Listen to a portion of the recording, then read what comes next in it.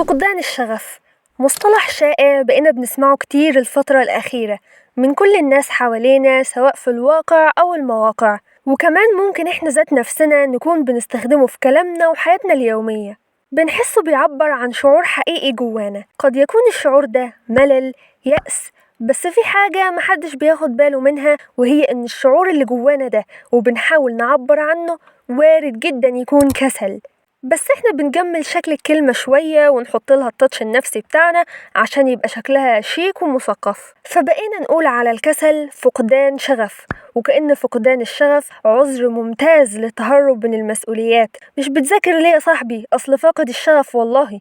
مرتبتيش أوضتك ليه يا بنتي؟ فاقدة الشغف يا ماما.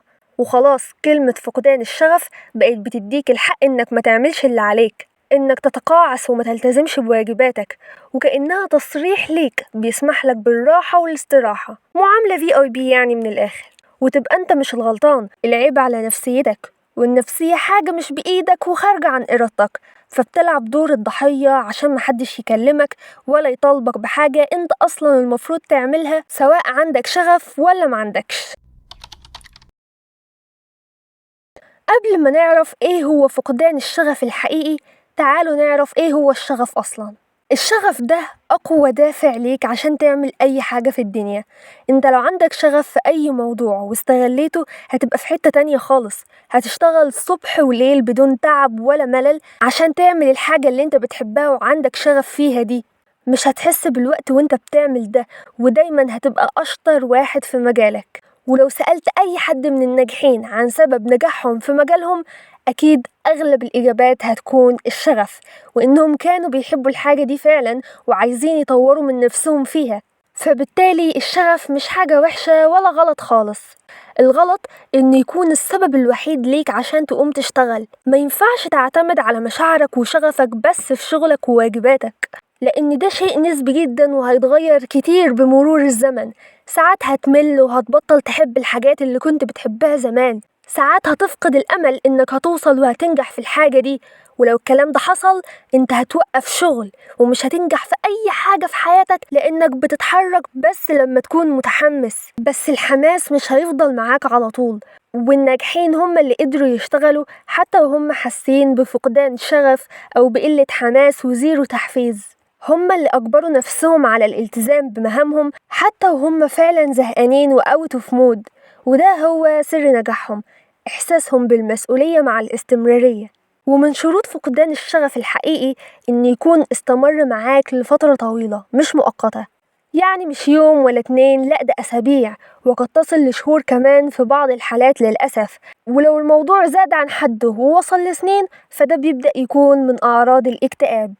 المعنى من كلامي إن فقدان الشغف حالة نفسية خطيرة فعلا، ومش صح إننا نلزقها في أي جملة بنقولها وخلاص من غير ما نفهم معناها وخطورتها فعلا.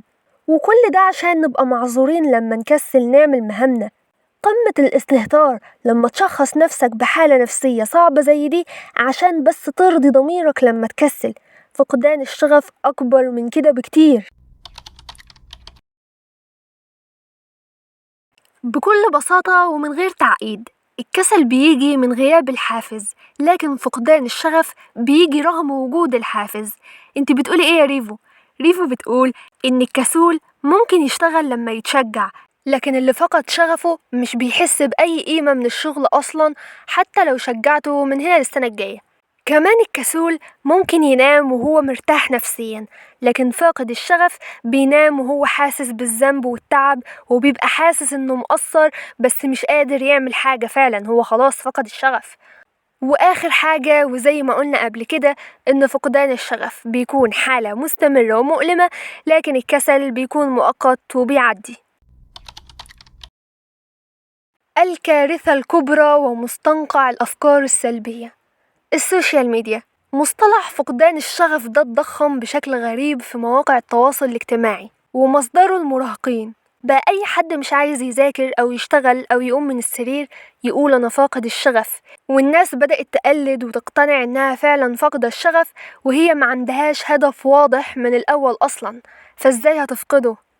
الكلمة بقت ترند كأنك لما تقولها تبقى إنسان حساس وغامض ومهموم. الحقيقة إن أوقات كلمة فقدان الشغف بتبقى مجرد شماعة بنعلق عليها كسلنا، لأن في فرق كبير بين شخص فعلا محتاج مساعدة نفسية علشان يتعافى من فقدان شغف حقيقي وشخص بيهرب من مسؤولياته وبيقنع نفسه إن السبب مش فيه.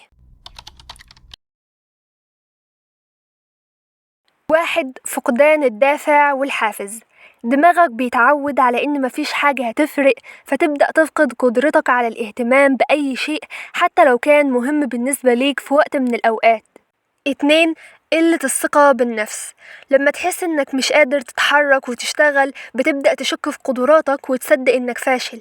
3. الاكتئاب المزيف، اللي بيبدأ بأنا زهقان ويوصل لأنا مش لاقي معنى لحياتي، وده بيفتح باب واسع للحزن المستمر انت في غنى عنه، فما تجبرش نفسك على الإحساس بمشاعر مش حقيقية.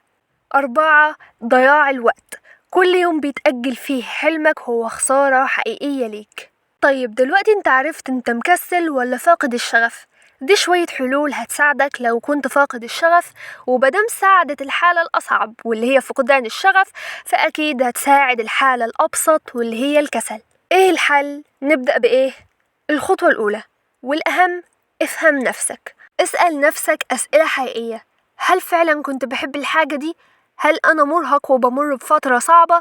ولا أنا بهرب من المسؤولية؟ مجرد الفهم بإحساسك الحقيقي دي بتبقى بداية جديدة بتوعيك بنفسك الحقيقية. تكتب أسئلة كتير زي دي في ورق مثلا وتجاوب عليها وبعدها تراجع إجاباتك عشان تفهم نفسك فعلا وتاخد خطوات جديدة صح ما تندمش عليها بعدين.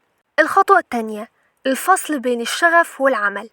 مش لازم كل حاجة تعملها تكون بشغف وحماس رهيب، أوقات كتير الشغل لازم يتعمل حتى لو مفيش تحفيز أو طاقة، وبعدين الشغف بيجي لوحده لأنه ملوش ميعاد محدد، بس هدفك لازم تشتغل علشانه في كل المواعيد مهما كانت نسبة حماسك. زي الجيم مثلا، أول يوم بيبقى تقيل على قلبك بس بعد كده بتحس بفرق وبتشوف النتائج الكويسة فبتتحمس وتبدأ تتعود وتحب الرياضة. يعني خليك ملتزم مش متحمس، لأن الحماس بيروح بسهولة وهو حاجة لا يعتمد عليها في شغلك أو دراستك، لكن الانضباط هو اللي هيوصلك للنجاح الحقيقي. وكنا اتكلمنا عن مهارة الانضباط الذاتي والالتزام في الفيديو ده، هسيب اللينك بتاعه في صندوق الوصف. الخطوة الرابعة، ابعد عن المقارنات. الناس اللي بتشوفهم على السوشيال ميديا دول مش بيعرضوا حياتهم كاملة، دي لقطات حلوة بس من حياتهم، انت ما تعرفش هما بيحسوا بايه في الواقع او ايه المشاكل اللي بتواجههم. ولو فضلت تبص لغيرك مش هتشوف طريقك وفعلا هتفقد الشغف وللأسف هتبطل تشتغل على هدفك. فراقب المحتوى اللي بتتابعه وشيل المحتويات المحبطة السلبية اللي بتحسسك انك فاشل، لان اللي بتشوفه بيملى دماغك. عشان كده تابع ناس بيساعدوك او بتحس انهم بيشجعوك ويفيدوك فعلا. وفي النهاية بلاش نلبس الكسل لبس أنيق ونسميه فقدان شغف، بس لو فعلا فقدت الشغف امشي من غيره، بس ما توقفش. مش دايما هنكون في أحسن حالاتنا، بس لو عرفنا نكمل هنقدر نوصل. فيديو النهاردة كان خطوة جديدة في رحلة التغيير، ولو كملت معانا هتلاقي نفسك بتتغير للأحسن من غير ما تحس. فما تنساش تشترك في القناة وتحط لايك للفيديو وتكتب رأيك بالموضوع في الكومنتات. أشوفكم في الفيديو الجاي، مع السلامة.